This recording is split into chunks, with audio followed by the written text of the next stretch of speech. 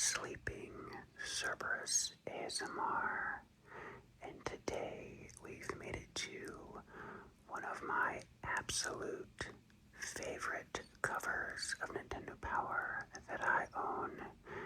This is the January 2002 edition featuring Olimar on the front, going to get this blue Pikmin.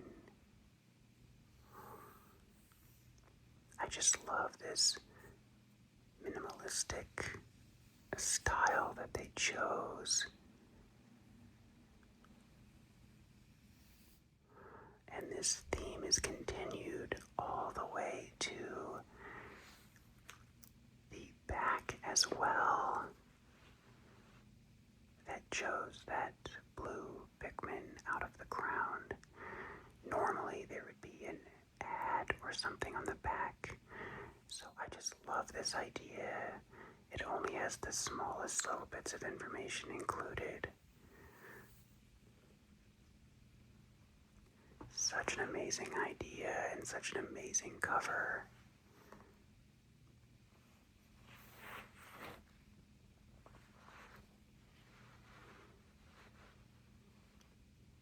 So let's jump right into this one.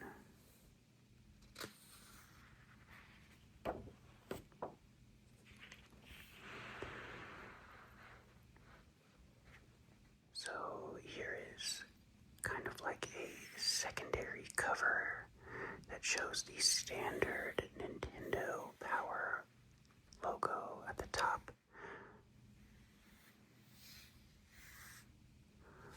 Grab it.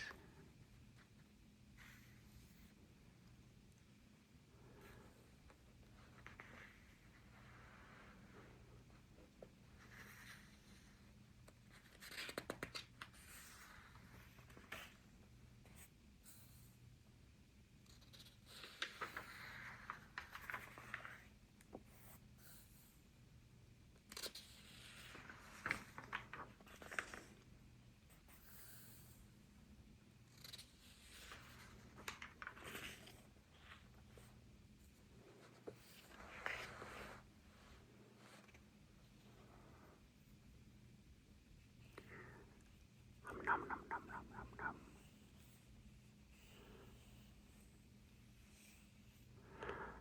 Does anybody remember the first time they saw their Pikmin get defeated and the little ghosts that would go up? That was rather haunting to me.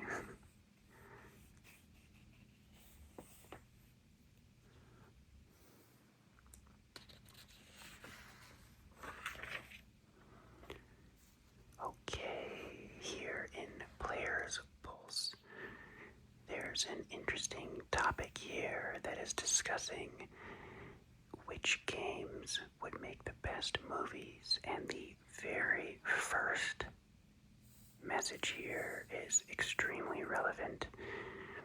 It says, the coolest movie based on a Nintendo game would definitely be a Legend of Zelda movie. It would be perfect. You would get some pretty boy actor to play the role of Link, and it would be action-packed with a lot of sword slashing, arrow shooting action. A Zelda movie is something I've hoped for since I beat the Ocarina of Time. Well, Rob, I have good news and bad news. The good news is they are making a Legend of Zelda movie. It is happening. The bad news is that you are going to have to wait decades for it to come out. So, thankfully, Rob's wait is almost over.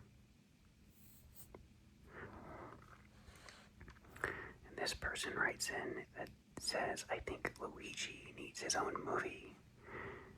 Talking about an animated movie based on Luigi's Mansion. That would also be super fun, and now that Nintendo is making multiple Mario movies, it's not totally out of the question question that this could come up in some way or another in an eventual Mario movie. That would be super cool.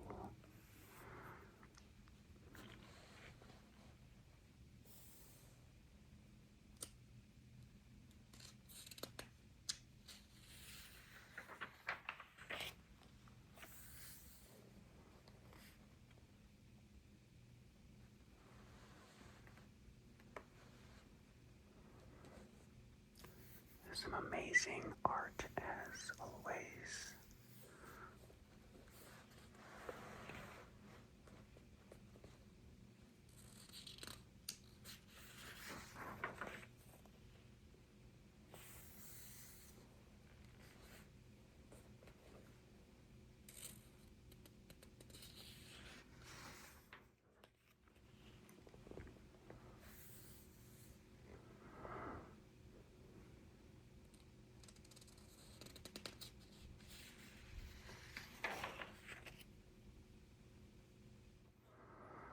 I never played Cell Damage, but I always remember thinking how cool it looked.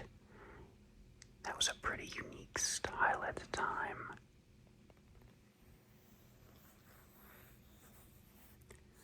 Very interesting.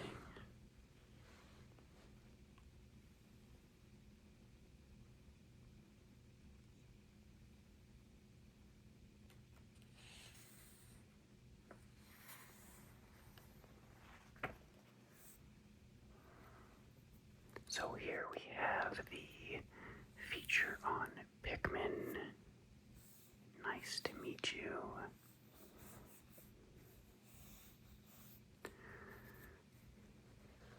So my original memories of Pikmin are actually going over to a friend's house that got Pikmin and watching him play through it.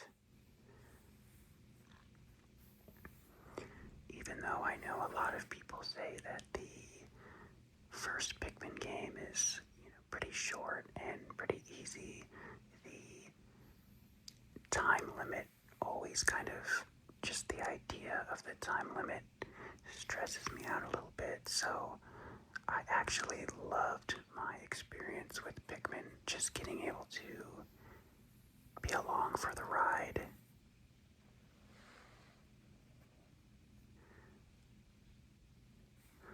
I loved the idea of the whole game and the interesting new characters. It was just awesome.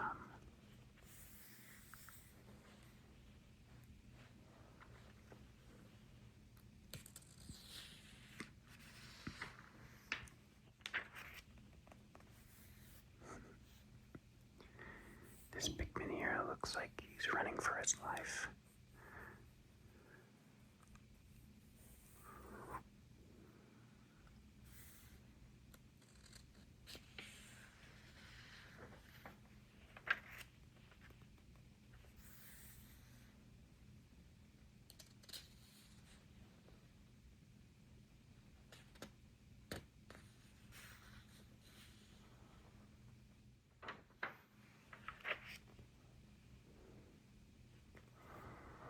Such fun areas to explore, and collecting all the parts for your spaceship. That was super cool.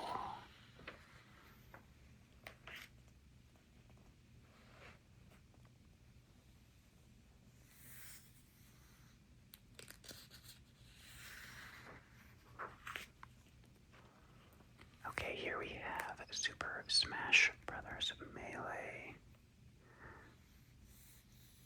And I just played this game so much.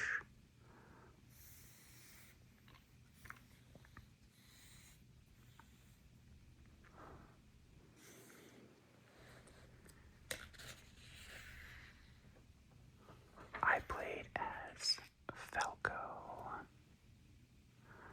And I remember thinking at the time that I was pretty good at Smash Brothers Melee, but in the many years since then, I have seen professionals play this game, and it is a night and day difference.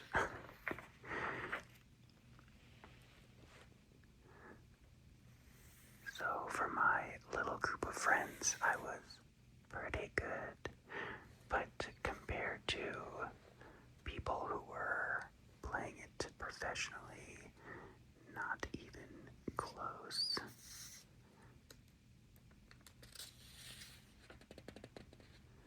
So many advanced techniques.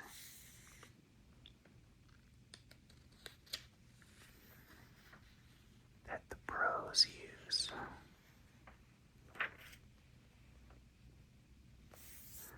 But that's the fun thing about Smash Brothers is if you're just playing with friends, you don't have to be a professional to have fun.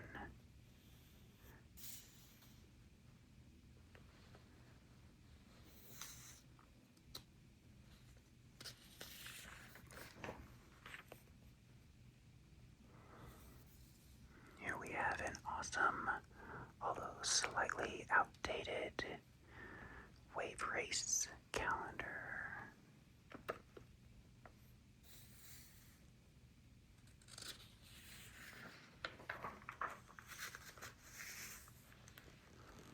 Okay, here we have the codes section.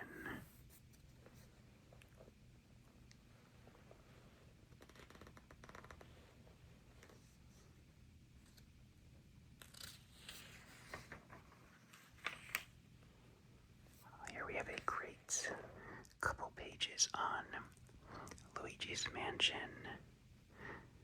Not really codes per se, but great tips to help increase your final score to earn the best mansion and score at the end.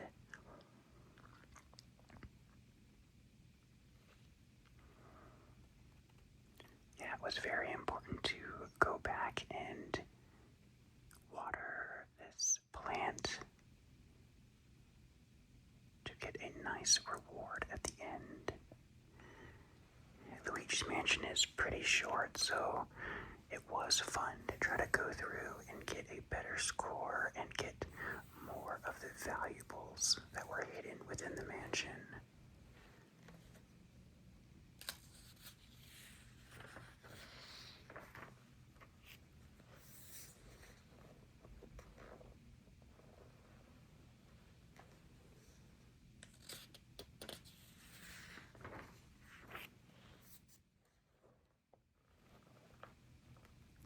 Super Monkey Ball.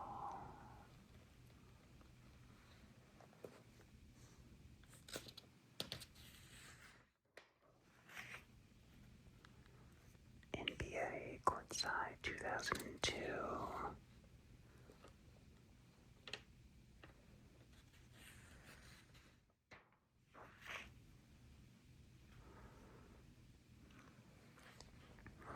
I feel like this was the age of sports games where it was another big leap.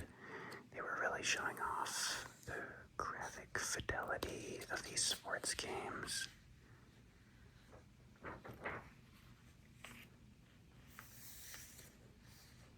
It was a pretty big jump from the N64.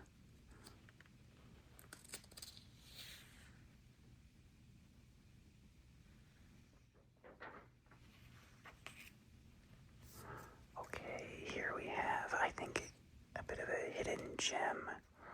This is The Simpsons Road Rage, and unfortunately I never owned this game, but I remember renting it all the time at Blockbuster. I really wish I just would have purchased it, but I still had a ton of fun playing this game. It's basically Crazy Taxi with the Simpsons characters and the Simpsons universe. I think whenever I see this symbol now, I think someone is presenting on teams. So, yeah, the joys of being an adult now. I might have been one of the only people that when The Simpsons Hit and Run came out, I was disappointed because I thought it was just going to be a second road rage game. And I think that's pretty funny because everybody loves Hit and Run. But I played this silly, crazy taxi game, and that's what I was used to.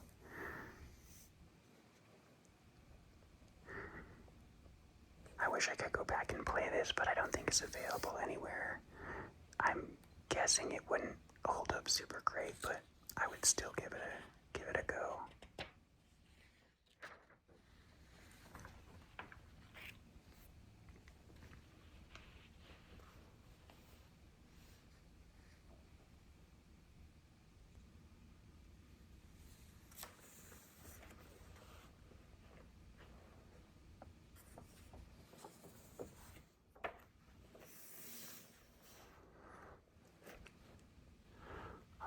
Here we have some of the huge games that were coming out. Up first we have the first Metroid Prime game.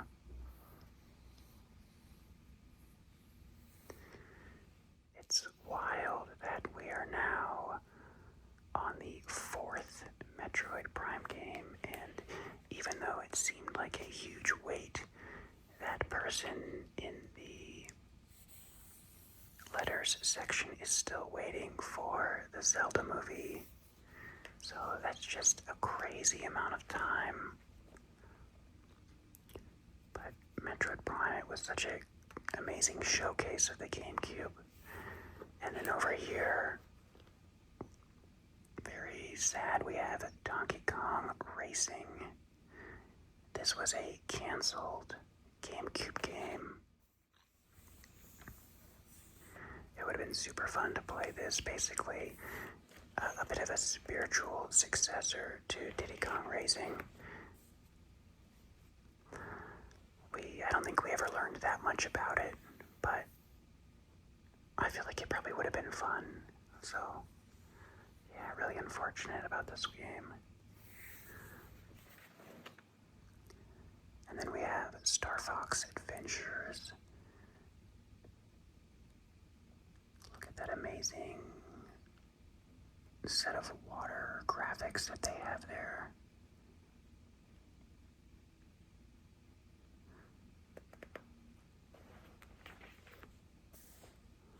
Very impressive at the time. I know now a lot of the water graphics just kind of look like Mercury or something, but at the time, phenomenal.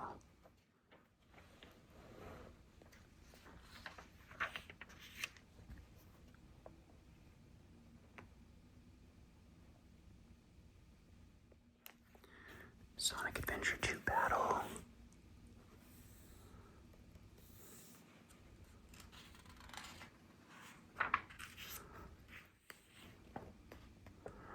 I'm still waiting for a new Chow Garden. Maybe one day. That was my favorite part of the whole game. Was playing and raising up your Chow and playing in some very simplistic mini games. They could really just make that such a fun experience.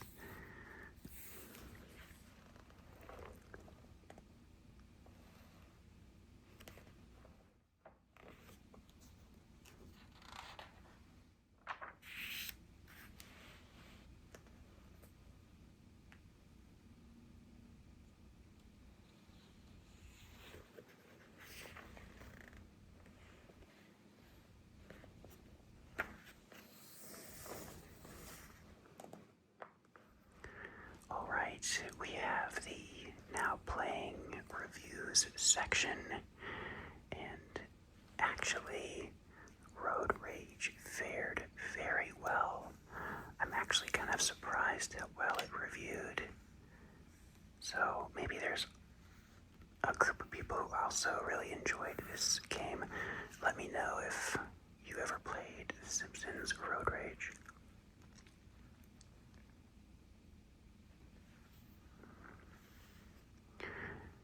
says this is about as close to pure fun as you can get. That's pretty high praise.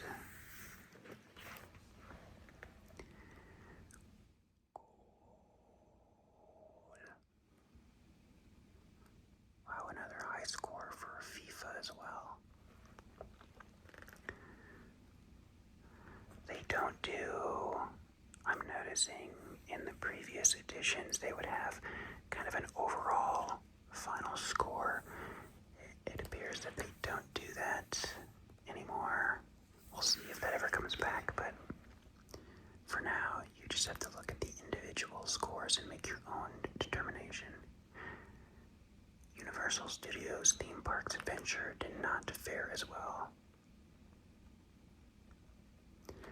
I always think it's interesting who they chose to highlight from the reviewers. So like Scott gave it 3 out of 5, but he does not have a section I would have thought you would want, Scott to have a little comment about maybe what he enjoyed. But I don't know if that was just random or what, but kind of an interesting thought.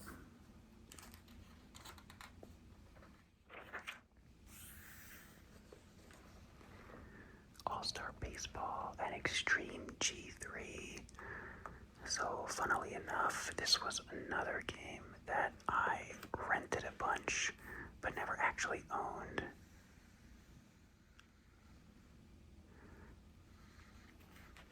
I kind of feel like this was my, the poor man's F-Zero.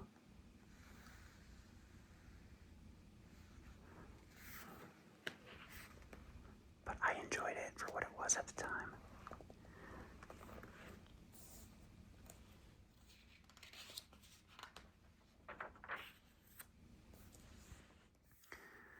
And then we have the review for Crazy Taxi. It's actually funny that it didn't review quite as well as the Simpsons game.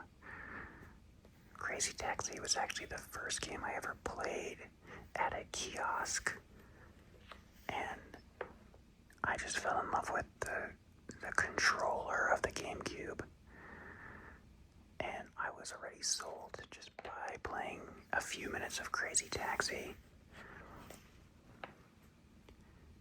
Disney's Tarzan Untamed also scoring fairly well, actually.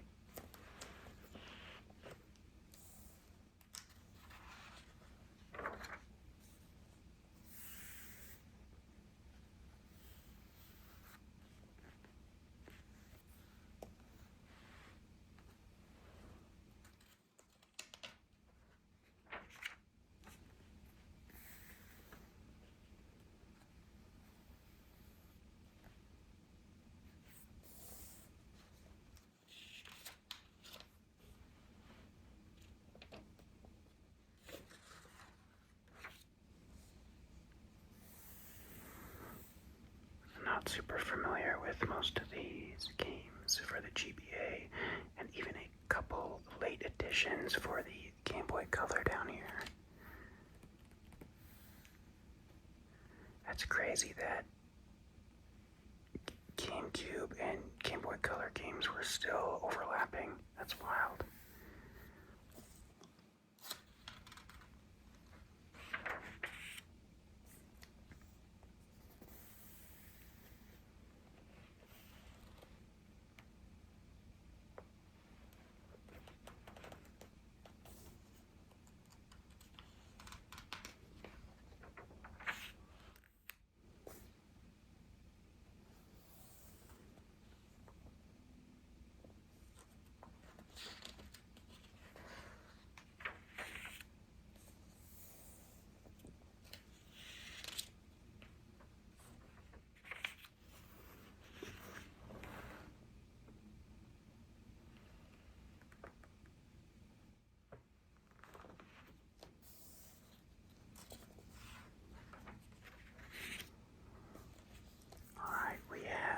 Hidden back here at the end, some incredible stickers. So these stickers you would put on to your GameCube memory card.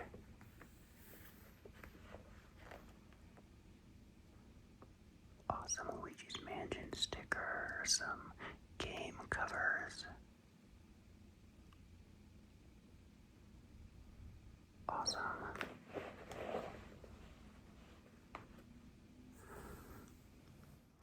Growing up, I always wanted to save everything instead of actually using it. So, they're still in pristine condition.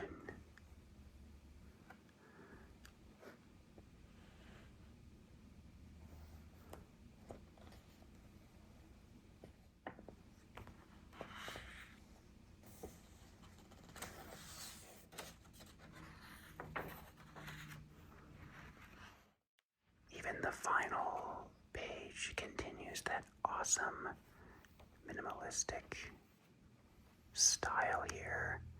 See, this is normally what would be at the back, just like a really abrasive ad here.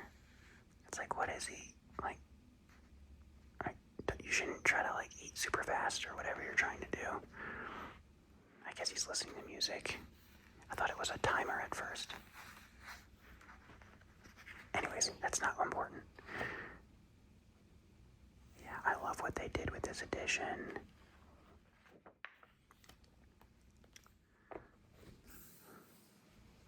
Super cool. I think if I was to ever frame one of my Nintendo Power magazines, this would be a front runner. The biggest issue would be you would be missing out on the back cover, which is also super cool.